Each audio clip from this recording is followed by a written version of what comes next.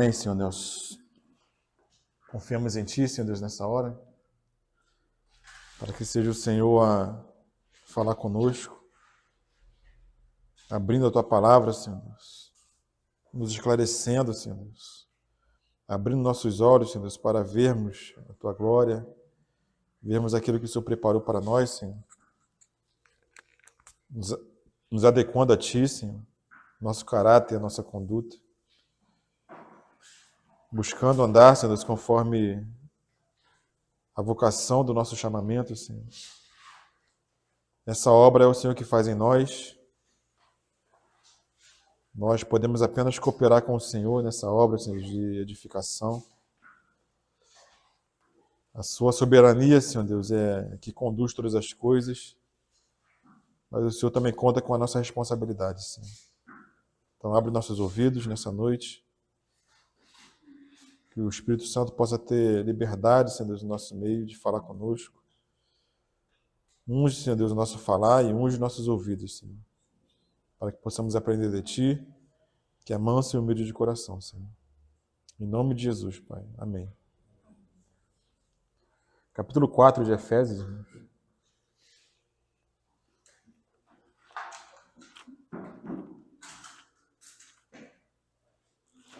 Capítulo 4, versículo 1. Vamos ler alguns versículos aqui para iniciar.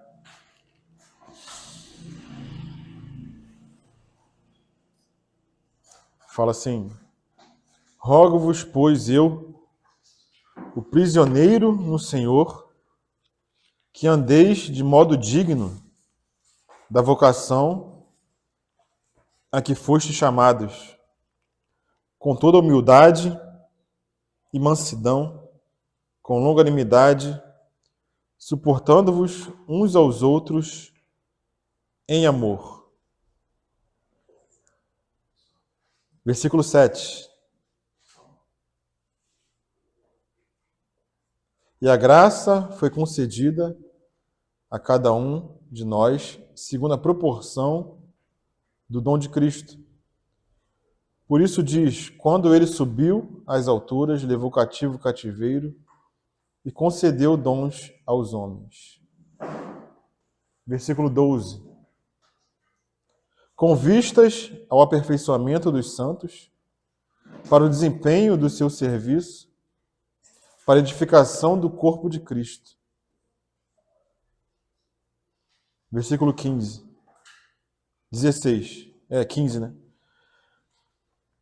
Mas seguindo a verdade em amor, cresçamos em tudo naquele que é a cabeça, Cristo, de quem todo o corpo, bem ajustado e consolidado, pelo auxílio de toda a junta, segundo a justa cooperação de cada parte, efetua o seu próprio aumento para a edificação de si mesmo em amor. Então entramos aqui, irmãos, nessa segunda parte da Epístola aos Efésios, que engloba o capítulo 4, o capítulo 5 e o capítulo 6. Encerramos essa primeira parte, que nós vimos Paulo falando, nos mostrando, desvendando esse mistério para nós, essa visão celestial, essa visão espiritual, de tudo aquilo, André, que o Senhor tem preparado para nós, tem feito por nós nas regiões celestiais em Cristo Jesus.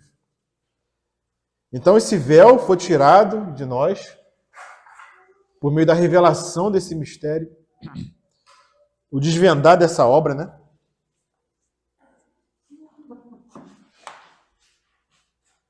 O desvendar dessa obra.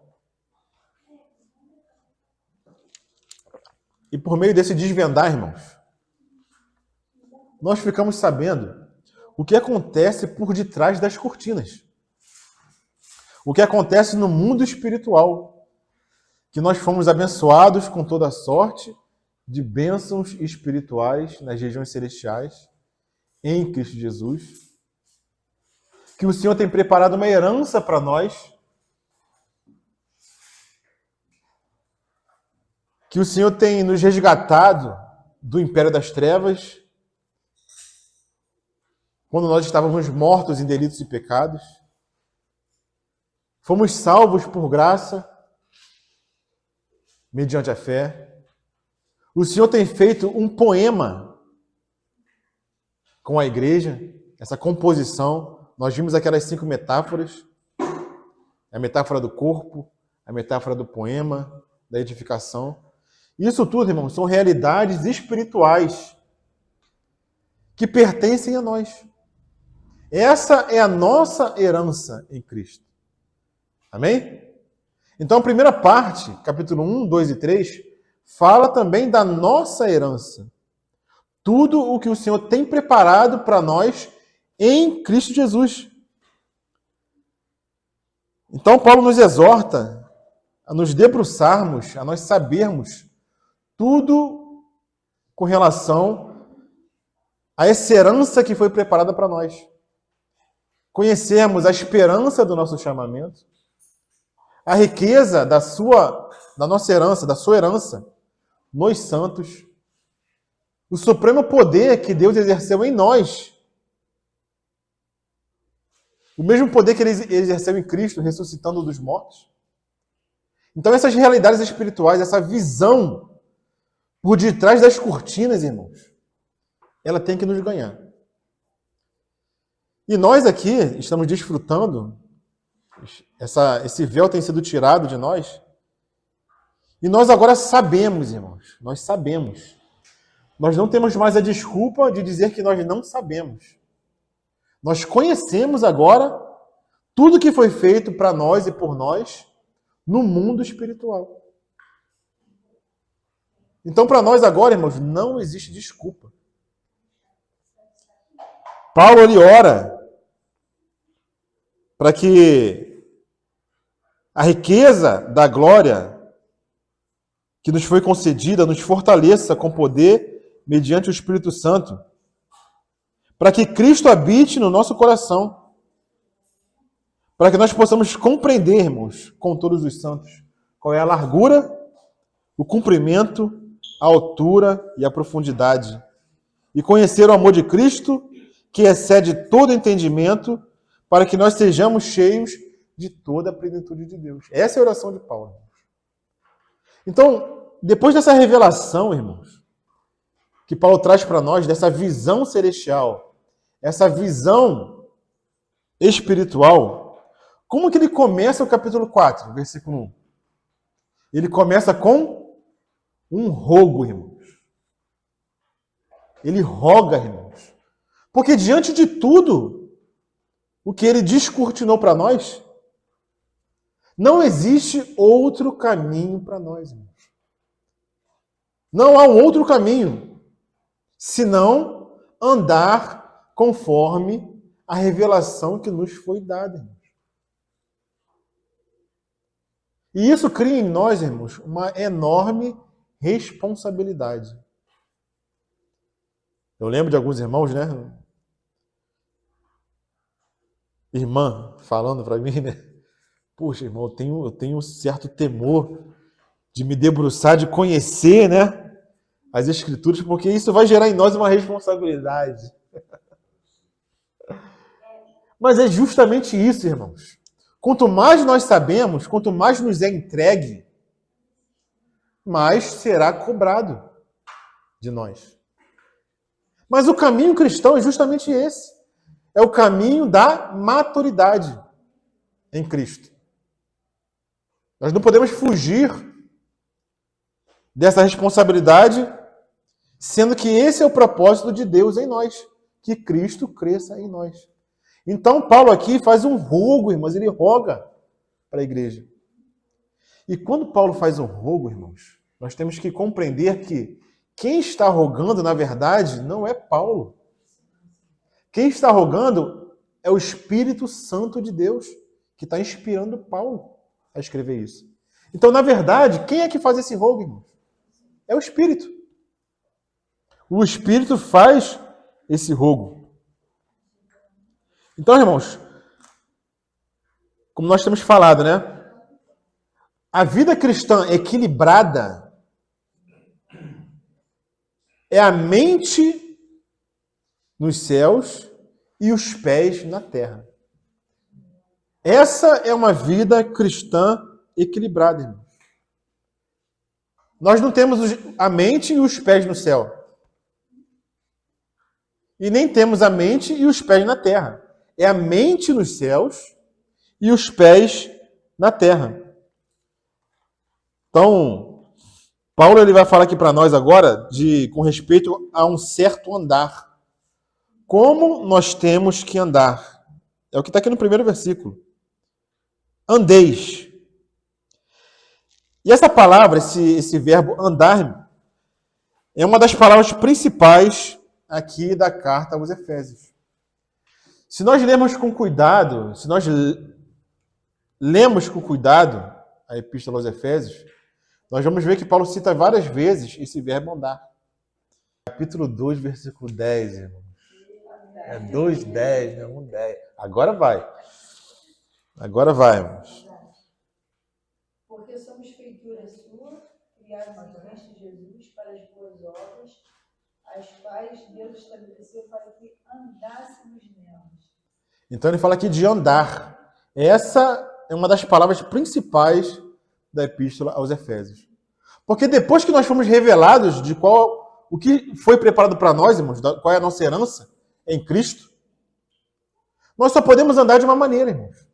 Nós só podemos andar de acordo com essa visão.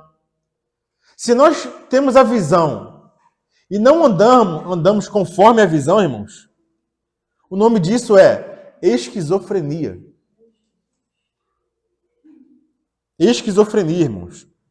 Não há um reflexo, não há um testemunho daquilo que nós ganhamos na nossa vida exterior. E ele vai usar essa palavra andar também no capítulo 4, versículo 17. Como ele já usou no capítulo 4, versículo 1. Ele vai falar de novo aqui no capítulo 4, versículo 17. Isso, portanto, digo, e no Senhor testifico, que não mais andeis, conforme também andam os gentios. Então ele fala do andar no aspecto negativo. Não andeis. Isso, andar é a forma como você caminha aqui na terra. Né? No capítulo 5, versículo 12, ele vai falar de novo essa palavra. Andai em amor. Capítulo 5, versículo 15. Portanto, vede prudentemente, irmãos, como andais. Então, o nosso andar, Malvino, no terreno, tem que ser de acordo com a visão celestial. Senão, é esquizofrenia. Irmãos, eu alerto os irmãos para um perigo. E qual é o perigo, irmãos? Se nós temos sido revelados, se nossos olhos têm sido abertos, se nossos olhos têm sido iluminados, irmãos, se nós não estamos andando conforme essa revelação, o Senhor, ele virá com disciplina com relação aos seus filhos que não estão andando conforme a revelação que tem sido dada. Porque a revelação é dada não para você colocar de lado, mas para que você ande expressando, testemunhando, refletindo essa visão que você tem ganhado.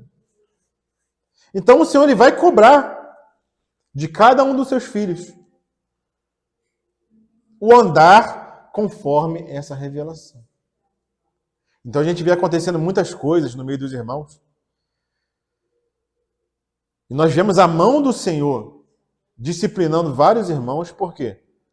Porque o Senhor tem se revelado, o Senhor tem se dado, mas o Senhor não vê um reflexo, um testemunho daquilo que Ele tem entregue para a igreja, daquilo que Ele tem entregue para os irmãos. 2 Pedro, ele vai falar mais ou menos nesse sentido. 2 Pedro, capítulo 1. Ele vai falar dessa revelação e do andar. Mas como que ele fala? 2 Pedro, capítulo 1.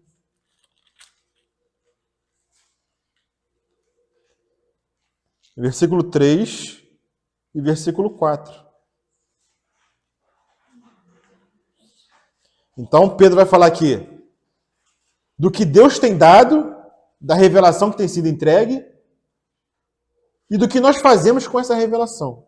Ele fala assim, ó: visto como pelo seu divino poder nos têm sido doadas todas as coisas que conduzem à vida e à piedade, pelo conhecimento completo daquele que nos chamou para a sua própria glória e virtude.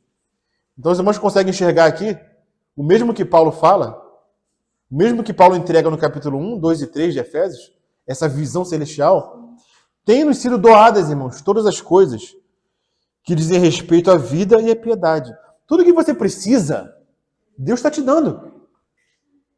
Está te capacitando. Está te dando graça. O Senhor não vai te cobrar nada que Ele não tem entregue, irmão. Ele primeiro entrega. Depois Ele busca que você aplique aquilo que Ele está te entregando na sua vida. Então Ele fala no versículo 4: pelas quais nos têm sido doadas as suas preciosas e muito grandes promessas. Ele continua. Para quê, irmãos? Olha o para aí. Toda vez que tem para, a gente tem que refletir. Para que o Senhor tem nos entregue tudo isso? Para que por elas vos torneis coparticipantes da natureza divina. E agora? Livrando-nos da corrupção das paixões que há no mundo. Esse é o andar. Nos afastar da corrupção e das paixões que há no mundo. A revelação serve para isso, irmãos. Para nos afastar das paixões e da corrupção do mundo. Nos fala de um andar. Como nós temos que andar? É conforme as paixões do mundo? Depois dessa revelação toda? Depois que nos têm sido doadas vida e piedade, irmãos. Tudo concernente à vida e piedade. Essa revelação, essa visão serve para isso, André. Por isso, o rogo de Paulo. Por isso, o rogo do Espírito Santo. Os irmãos também lembram que lá em Romanos, capítulo 12, como é que começa lá, Roberto? Romanos, capítulo 12. Mas como que Paulo inicia esse versículo? Romanos, capítulo 12. Rogo-vos. Olha, de novo Paulo rogando, Roberto. Ele começa o capítulo 12 de Romanos rogando de novo. Por que Paulo começa o capítulo 12 de Romanos rogando, irmãos? Pelo mesmo motivo que ele roga em Efésios capítulo 4. Em Efésios, ele entregou a visão celestial, tirou o véu, viu o que nos mostrou o que acontece por detrás das cortinas e começa o capítulo 4 rogando. Romanos é a mesma coisa. Como é que Paulo começa Romanos? Falando da degradação humana. Falando de onde nós estávamos. Pecadores, afastados da glória de Deus. Não é assim que Paulo começa Romanos? Dizendo que todo homem é o quê? Indesculpável. Então ele começa no homem, na mazela do homem, mas ele prossegue nos capítulos seguintes falando de quê? Da graça de Deus que foi apresentada a nós. Falando da fé. Nos apresentando a justificação pela fé. Então ele vem falando da nossa condição, vem falando do que foi feito por nós, nos capítulos seguintes. No capítulo 9, 10 e 11, ele faz o parênteses, falando de Israel, da condição de Israel. E começa o capítulo 12 rogando.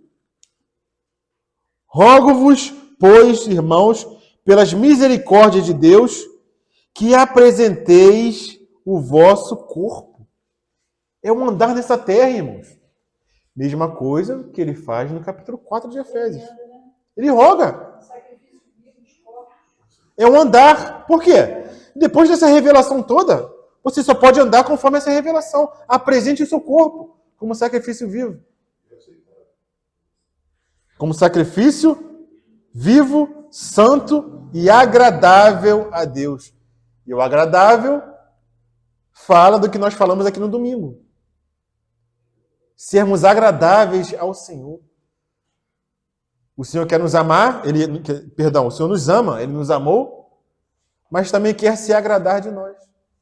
E Ele só vai se agradar de nós se nós andarmos conforme a revelação. Se Cristo estiver crescendo em nós. E Cristo crescendo em nós vai refletir no nosso andar, irmãos. Não tem outro caminho. Então, a primeira palavra do capítulo 4 de Efésios é o quê? Rogo-vos. É um rogo do Espírito Santo, irmãos. Mas rogo, pois, eu, o prisioneiro no Senhor. Paulo repete o que ele falou no capítulo 3, versículo 1 de Efésios. Ele fala a mesma coisa. Por esta causa, eu, Paulo, sou prisioneiro de Cristo Jesus. Então, Paulo sabia que ele era prisioneiro, irmãos, no Senhor. Nós só podemos viver a vida cristã equilibrada, irmãos, se nós formos prisioneiros do Senhor. Não existe outra forma de viver a vida cristã. Somente sendo prisioneiro do Senhor. Sendo escravos do Senhor. Mas não é qualquer tipo de escravo, irmãos. É aquele escravo que é um escravo por amor. Lembra daquele escravo do Antigo Testamento? Que ele serviu ao seu senhor, o senhor dele, depois de lhe servir um tempo, liberava ele. Mas o que esse escravo fazia? Ele amava tanto o seu senhor era tão bom para ele, que ele decidia continuar servo desse senhor. E o que ele fazia, irmãos? Ele furava a sua orelha. Ele dizia publicamente: eu quero permanecer escravo do meu amo, do meu senhor. Então nós temos que ser essa qualidade de escravo, irmãos. Um escravo por escolha. Por amor ao Senhor, por tudo que Ele fez por nós. Se nós não somos prisioneiros no Senhor, ou prisioneiros do Senhor, nós seremos prisioneiros de nós mesmos. Esse é um fato, irmãos. Se nós não formos prisioneiros no Senhor ou do Senhor, nós seremos um prisioneiro de nós mesmos. Prisioneiro do nosso egoísmo, da nossa soberba, da nossa altivez, da nossa inveja, do nosso pecado, irmãos. Porque o que habita em nós, irmãos, o que habita na nossa carne, como Paulo fala em Romanos, não é bem nenhum. Na minha carne não habita bem nenhum, irmãos. É nenhum, irmãos. Então, nossa única opção, como filhos, é nos tornar prisioneiros de Cristo. Prisioneiros no Senhor. Do contrário, seremos prisioneiros da nossa vontade. E a nossa vontade, irmãos, não é boa, nem agradável e nem perfeita. Quem é que já tem constatado isso, irmãos? Na luz de Deus, porque na luz dele nós vemos a luz. Irmãos. Quem é que já tem constatado, irmãos, que em nós não há bem nenhum, irmãos? Alguém tem dúvida disso? Em nós não há bem nenhum, irmãos. O irmão Romeu Bornelli, ele dá um exemplo, de um irmão que ele escutou. Que o irmão fala assim: quem somos nós? Quem somos nós, André? Nosso pai é Adão. Nosso avô é o pó. E nosso bisavô é o nada.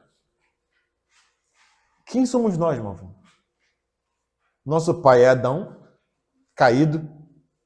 Nosso avô é o pó, porque Adão veio do pó. E nosso bisavô é o nada, porque não tinha nada antes. Nós não somos nada, irmãos. Nosso único caminho é ser prisioneiro no Senhor.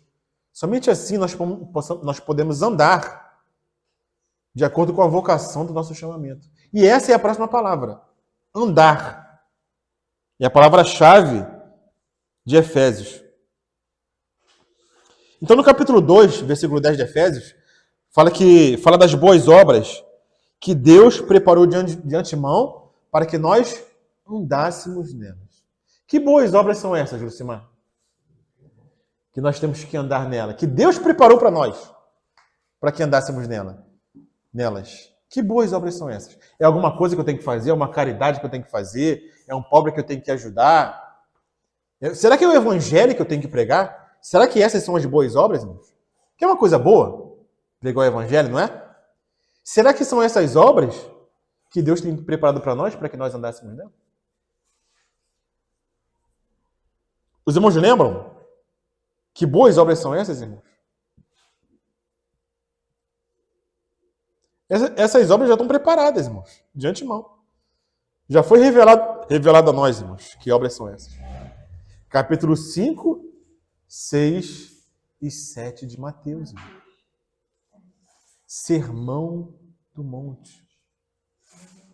Essas são as obras. São obras de caráter. Uma transformação interna. Uma transformação que vem de dentro para fora. Vem do Espírito que habita em nós, irmãos. Não é algo externo que nós temos que fazer. A princípio. É claro que as obras externas são um reflexo da obra interna que é feita em nós, irmãos. Mas a princípio não são essas obras. Essas boas obras falam de um caráter transformado. Não é isso que Paulo vai falar aqui? Capítulo 4 de Efésios, ó. Rogo-vos, pois eu, o prisioneiro no Senhor, que andeis de modo digno da vocação a que fostes chamados. Então a próxima palavra é o quê? Dignos. O que é digno, irmãos? O que é digno? De modo compatível, de modo harmônico, de modo apropriado. Apropriado com o quê, irmãos? Com a vocação. Mas nós temos que andar de modo apropriado, não é de qualquer maneira, irmãos. Não é do jeito que nós queremos andar. É do modo digno, irmãos, do nosso chamamento. E que chamamento que nós temos, irmãos? É um chamamento celestial. Não é qualquer chamamento, irmãos. Não é qualquer chamamento. É um chamamento superior. Um chamamento celestial, irmãos. Não é de qualquer maneira.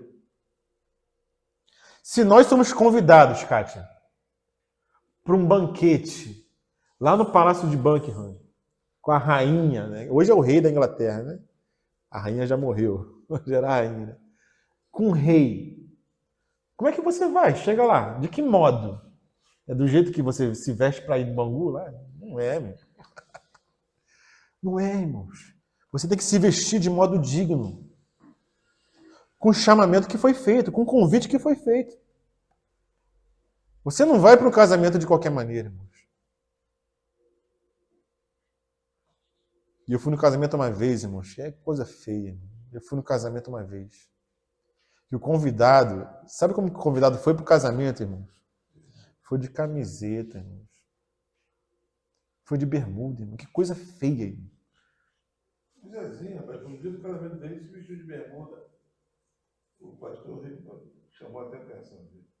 Os irmãos lembram do banquete preparado pelo Senhor, que ele convida muitos servos. Está ali alguém que não tem vestes nupciais, irmãos. O que acontece com esse servo? É lançado fora, irmãos. Andeis de modo digno, irmãos.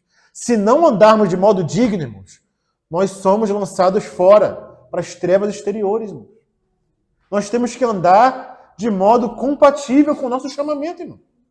Nosso chamamento é celestial, é superior, não é terrenal, irmão. Nós temos que ter essa consciência, irmão. Andeis de modo digno. Filipenses capítulo 1.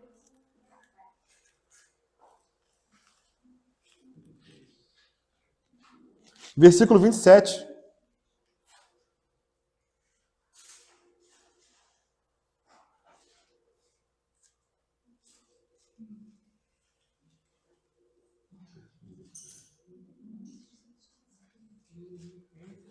1:27.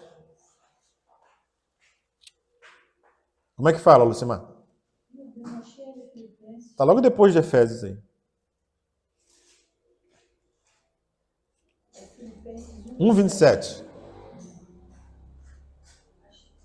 Que a vossa conversa seja digna, conforme o Evangelho de Cristo, para que, quer vá e vos veja, quer esteja ausente, ouça acerca de vós que estáis no mesmo espírito, com uma só mente, combatendo juntamente pela fé do Evangelho.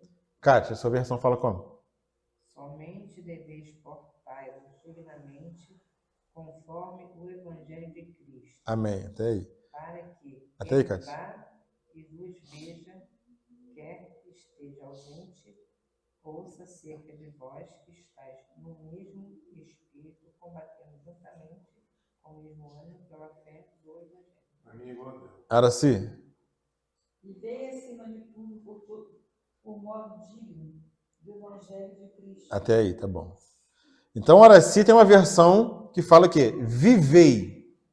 A versão da Lucimar fala o quê? Digno, Não, a primeira palavra aí. que a vossa conversa. Que a vossa conversa. Vivei. Que a vossa conversa. Kátia. Somente deveis portar Somente deveis portar-vos dignamente. Cuidado com a conversa, cuidado como vive, cuidado como se porta.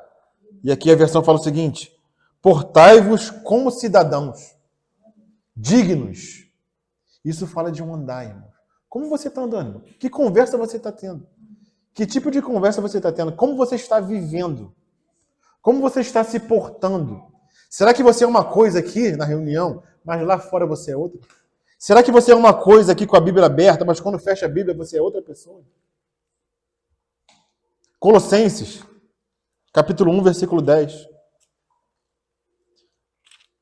Próximo livro, próxima epístola, depois de Filipenses. Colossenses 1, 10.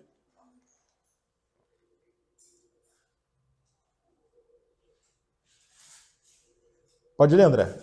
Colossenses 1, 10.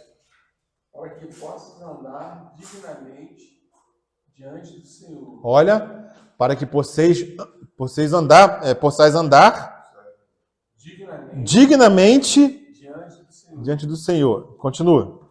Agradando-lhe em tudo. Somente podemos agradar o Senhor, irmãos, se andarmos de modo digno. Lembra de domingo? O Senhor nos ama, mas nós temos que agradar. Amar é diferente de ser agradável. Somente podemos agradar se andarmos de modo digno. Continua, André. Para sermos do seu inteiro agrado. Frutificando em toda boa obra e crescendo no conhecimento de Deus. Então fala da obra e do conhecimento. Então essa obra, irmãos, é uma obra de caráter em nós que o Senhor está fazendo. Voltando aqui a Efésios capítulo 4. A próxima palavra é qual, irmãos? Já vimos rogar, já vimos prisioneiro no Senhor, já vimos andar, já vimos digno, e a próxima palavra é o quê? É vocação do vosso chamamento. Cada palavra tem importância, irmão. Vocação do chamamento. O que é vocação? Vocação é a mesma coisa que chamamento, convite. Isso é vocação. É um convite que o Senhor faz. Um convite celestial, superior. Então, irmãos, o nosso chamamento ele não é terrenal.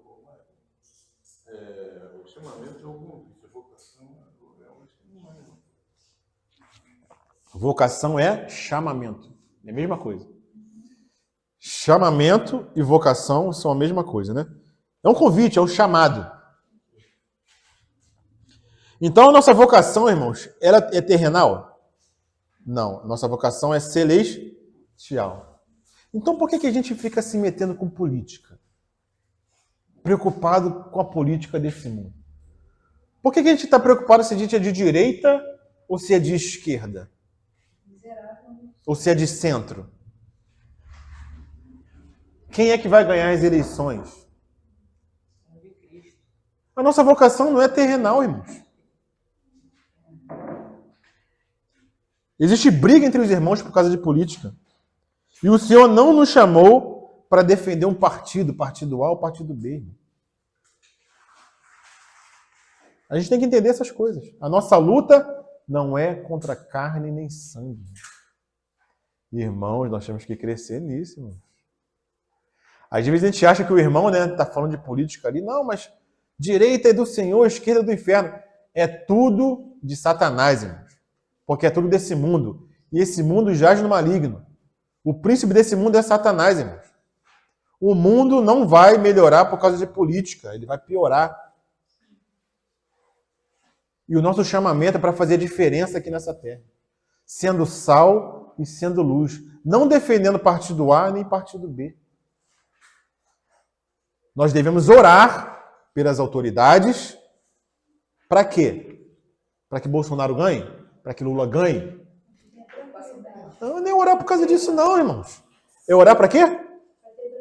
Para ter tranquilidade, para ter paz, para poder pregar o evangelho. É para isso que é para orar, irmãos. É para isso que é para orar, irmãos. O nosso chamamento é esse. 1 Coríntios, capítulo 1, versículo 26.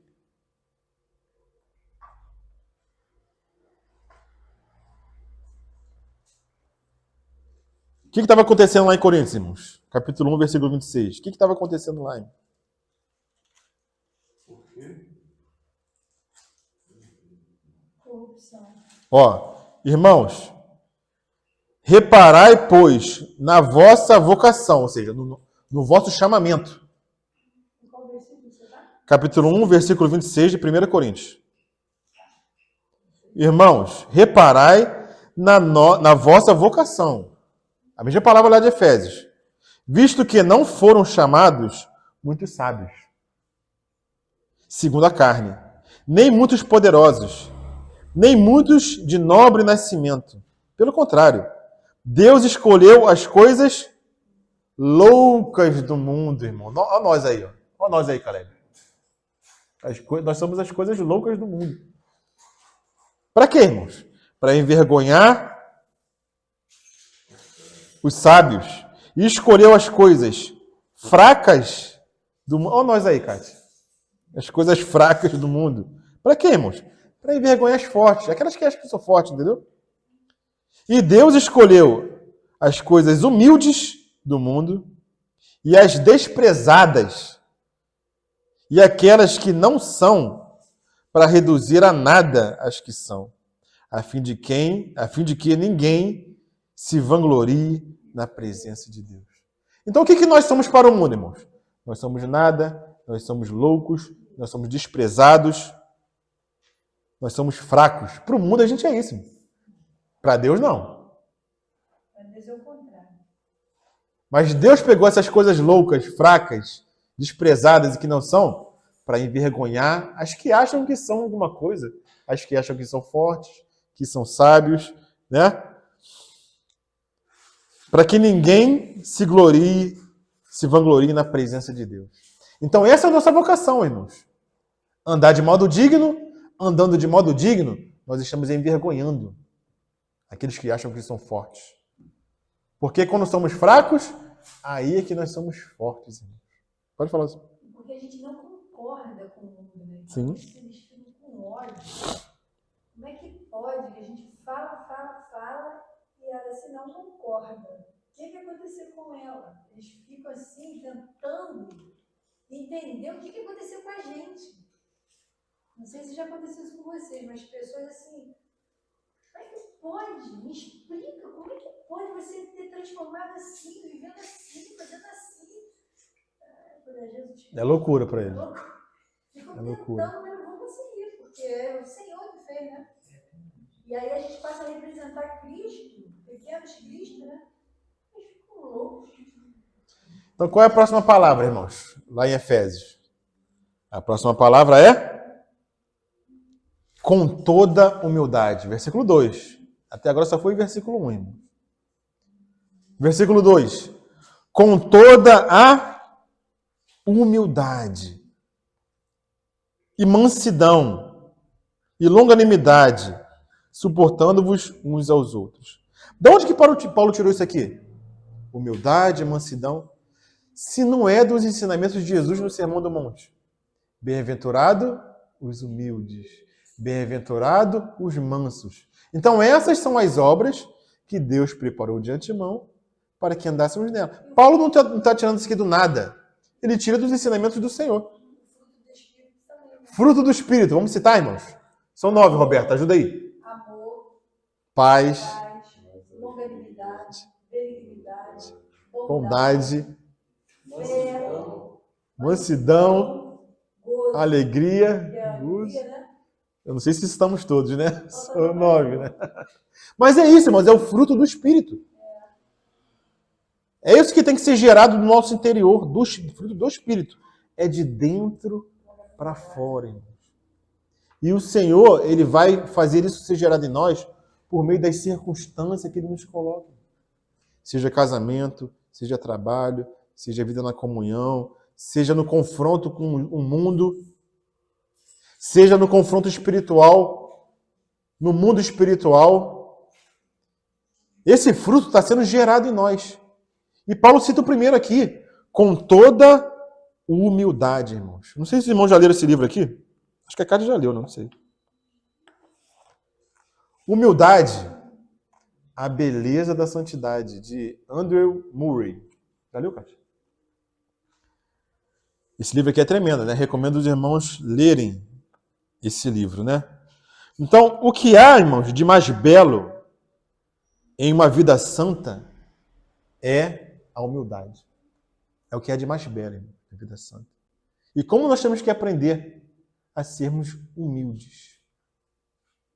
Com toda humildade. Irmãos, com essa visão celestial que nós estamos ganhando, irmãos, sabe que nós podemos nos ensoberbecer?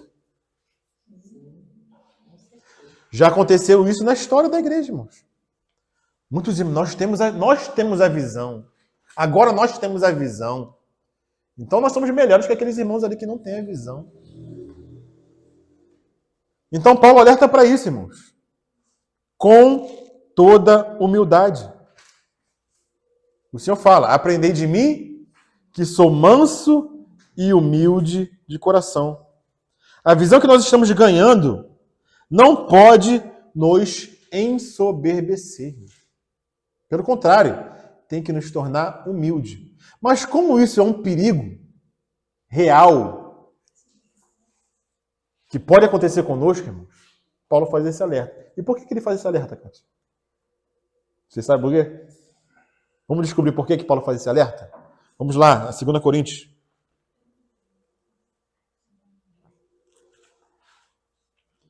Sabe por quê, Cátia, que ele faz esse alerta? Porque ele experimentou isso na carne dele. 2 Coríntios, capítulo 12.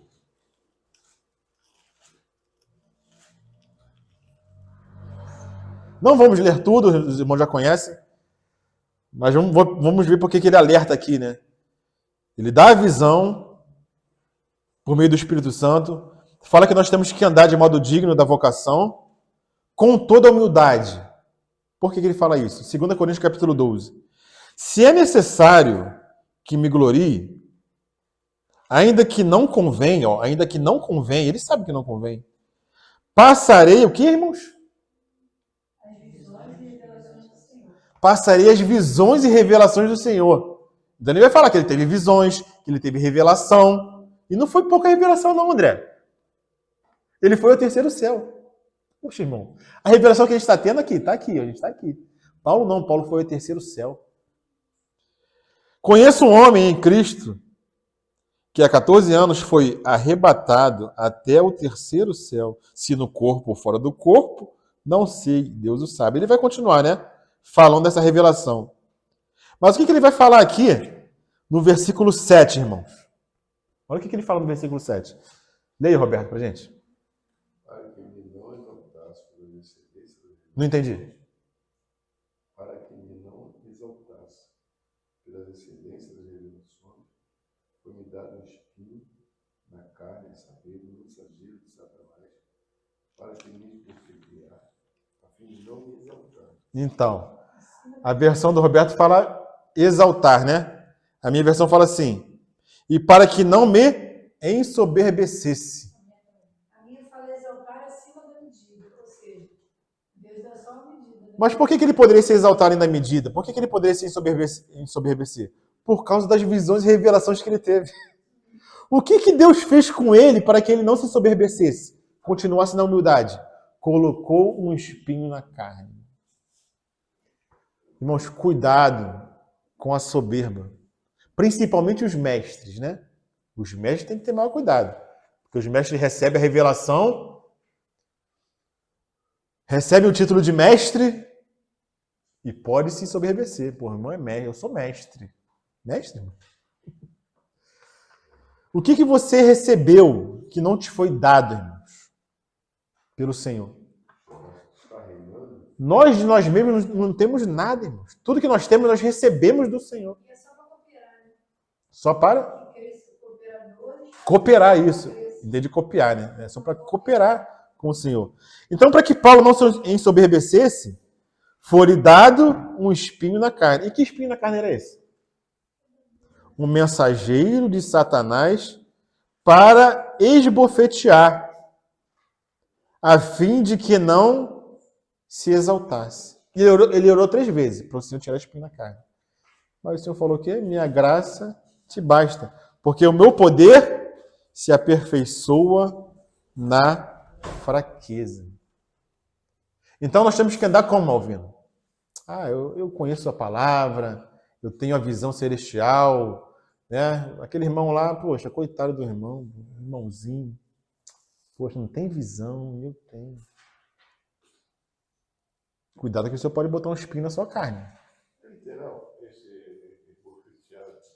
Tem irmãos que dizem que sim.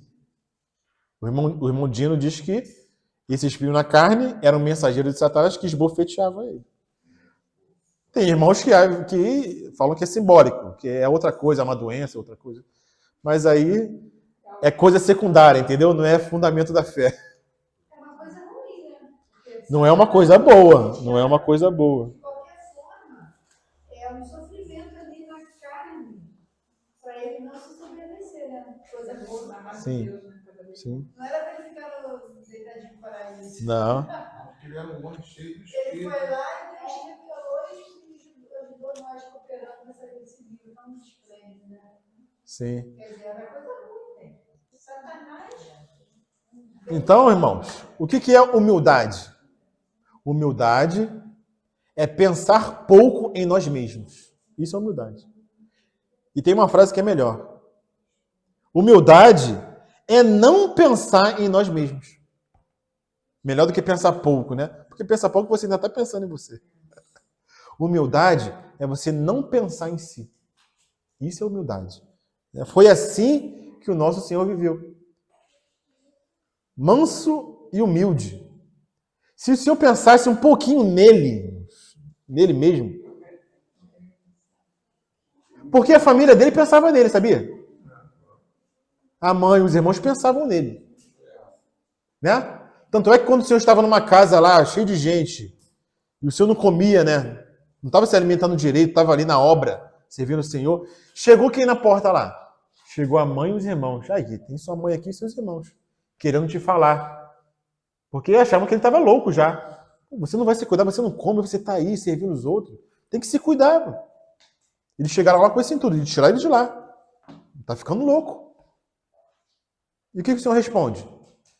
Quem é minha mãe e quem são meus irmãos? Minha mãe e meus irmãos são aqueles que fazem a vontade de meu Pai. O Senhor não pensou em si mesmo. Isso é ser humilde. Não pensar em si mesmo, pensar no próximo. Essa era a causa de Paulo. Cristo sendo formado nos irmãos. Por isso ele se afadigava, irmãos. Ele não pensava em si mesmo. Quando ele fica lá no templo ensinando, os pais ficam procurando ele devia ter uns 12 anos, era mais novo que o Caleb, né? Sim. Mais ou menos. Mais novo que o Caleb. 12 anos. Ele estava lá pregando direto. Conversando com as autoridades. Os pais lá procurando, cadê meu filho lá. Sim. Com toda humildade e mansidão. É outra palavra. A gente está indo por palavra aqui nessa reunião de hoje, né? O que é mansidão, Kátia? Mansidão não é apatia. Mansidão não é você ficar caladinho na cadeira, não fala nada. Ah, irmão manso. Irmão. Isso não é mansidão. Bem-aventurados mansos. Paulo tira isso lá do ensinamento de Jesus. Sermão do Monte. Paulo não tira do nada, né? Claro que ele não vai tirar do nada, porque é o Espírito Santo que está inspirando ele. O que é mansidão, irmãos? Mansidão é força ou poder sob controle. Isso é mansidão. Acontece uma circunstância e você, na sua carne, na sua natureza, se dependesse de você, você explodiria. Mas você segura. Não. Mansidão é força sob controle. Tu é manso. Tu é, né? Deus. Tu é, né? Eu acho que o André é manso, né? Iraci, mais ou menos. Mas ele tá mais pra manso do que pra, né? Eu acho o jeito dele assim. Eu sei que aqui a gente não faz cada pessoas, mas assim, pelo jeito. Claro que é normal a pessoa se explodir, né? Mas ele tem um pouco de mansidão. Tem um equilíbrio. Não tem? Eu acho que tem. Às vezes as pessoas citam o Senhor chicoteando lá os publicanos, lá os mercadores, né, no templo. Não, mas o Senhor também ele chicoteava. Ele derrubava as mesas. Ali naquele episódio, o Senhor estava numa mansidão. Vocês não têm noção. Porque o Senhor viu o que estava sendo feito na casa do Pai. A casa de oração, comércio, né? Todo tipo de coisa acontecendo ali. E o Senhor vê aquilo e o zelo da casa do Pai consome ele. O que ele faz? Ele não sai desesperado, descontrolado, jogando a mesa, não. Ele vai, ele senta com calma, faz ali um chicote, tranquilo. Aí ele se levanta, força sob controle, poder sob controle. Ele se levanta e derruba as mesas. Expulsa aqueles que estavam vendendo. Não foi uma decisão impensada, afoita. Como às vezes acontece conosco, né? Eu penso nisso aí e fico pensando como é que o cara não foi para cima dele. Ah, e a autoridade que ele tinha? Os caras estavam vendendo. Eu fico pensando nisso. Não tinha como, velho. E ninguém fez nada. Quando ele faz com autoridade. Lembra quando ele falou para os soldados? Quem buscais? Ele perguntou para os soldados, né? Buscamos Jesus. E ele responde o quê? Eu sou. Eles caem para trás. Acabou, meu. Não tem como. Entendeu? Então, com toda a mansidão. E mais o que, irmãos? Com longanimidade. O que é longanimidade? É um ânimo longo. Paciência é andar mais uma milha, né? O irmão Bornelli, ele dá um exemplo aqui que ilustra o que é ser longânimo, né? Nós, na nossa natureza, Roberto, nós somos aqueles que... Nós somos uma bomba, né? É isso que ele fala, que o Bornelli fala. Nós somos uma bomba com um pavio curtinho, né? Bem pequenininho. Então, às vezes, a mulher ali acende o cigarro ali, acende o pavio, não dá tempo dela correr. Porque já acendeu, já explodiu na hora. Hein? Esses somos nós. Essa bomba, né? Que qualquer coisa ali a gente explode. A gente grita, a gente briga. Então, o que é ser longânimo? O que o Senhor faz conosco para nos tornar longânimos? Ele não manda uma equipe lá de esquadrão antibomba para desarmar a bomba, não. O que ele faz? Ele pega esse pavio e alonga o pavio. 10 metros de pavio. 100 metros de pavio. 1 quilômetro de pavio, irmãos. Então, quando a esposa acende o pavio, dá tempo dela correr, irmão. Dá tempo dela ir para a cozinha. Dá tempo de ir no shopping, voltar, porque o pavio é longo, irmão. Não é que a bomba foi desarmada, mas o pavio é longo. Longânimo. Você não explode por qualquer motivo. Dá tempo de aplacar ele. Irai-vos e não pequeis. Por que Paulo fala tudo isso aqui, irmãos? Com toda humildade, mansidão, longanimidade e suportando-vos uns aos outros. Porque agora, Roberto, ele vai começar a falar de relacionamento. Marido com mulher, patrão com empregado, pai com filhos, relacionamento entre os irmãos. Relacionamento com o mundo espiritual, irmãos. Capítulo 6 de Efésios. E para nós andarmos conforme o chamamento, digno, né? Conforme o chamamento, somente sendo humilde, manso, longânimo, suportando-vos uns aos outros, em amor. Amor é o que coroa tudo. Então, o longânimo, ele tem domínio próprio. É isso? Tem a ver com domínio próprio, né? Temperança, né? Domínio próprio. Mansidão, longanimidade, temperança, está tudo relacionado, né? Então, irmãos, suportando. O que é suportar? Suportar também é literalmente também. Dar suporte. Mas em alguns versículos, essa mesma palavra que está aqui, suportando-vos, tem o significado de aturar também. Tem os dois significados. Porque está relacionado, irmãos. Para que você vai dar suporte? O que é um suporte? Sustentar. É você sustentar. Sustentar o quê? Um peso que está em cima. Então, se a pessoa é pesada, é porque ela está te dando algum trabalho. Então, você tem que suportar no sentido de apoiar e também no sentido de aturar também. Mas não é aturar no mau sentido. É aturar sendo longânimo. Por isso a longanimidade. Se você não tiver longanimidade, você não vai aturar ninguém. Quem usou essa palavra, sabe foi quem? Jesus. A mesma palavra. Vamos lá, Mateus. Marcos, capítulo 9, versículo 19. Aturar, ela soa pesada, entendeu? Não soa bem. Assim como a gente fala. Não soa bem, mas olha o que Jesus falou aqui. Marcos 9, 19. Peraí, Marcos 9, 19? Isso, Marcos 9, 19.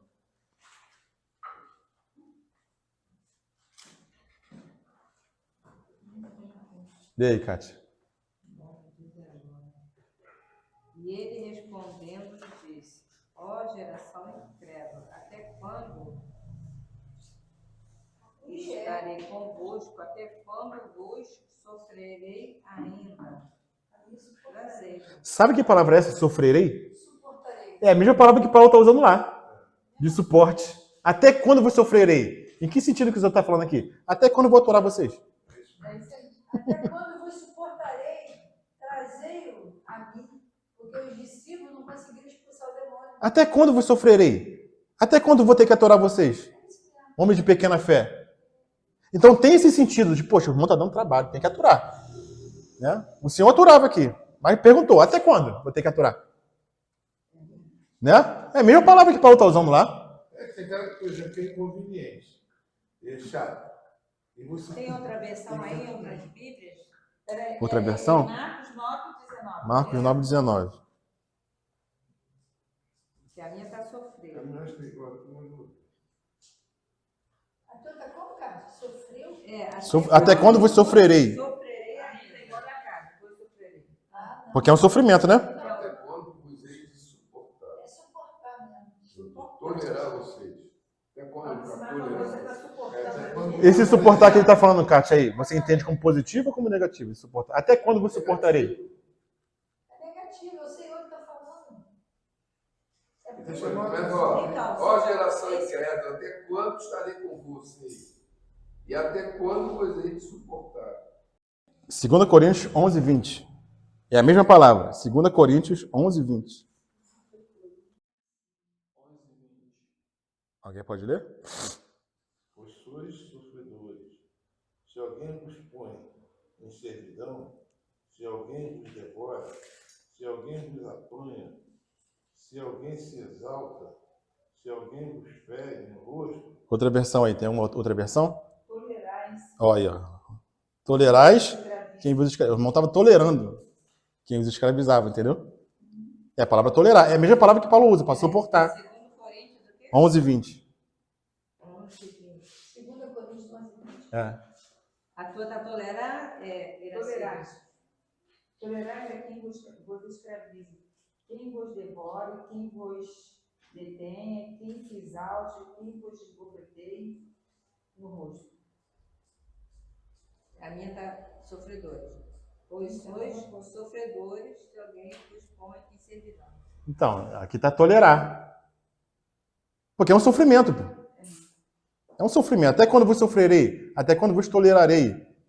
Então tem o sentido de dar suporte mesmo e também por tolerar. Se o irmão está sendo um peso...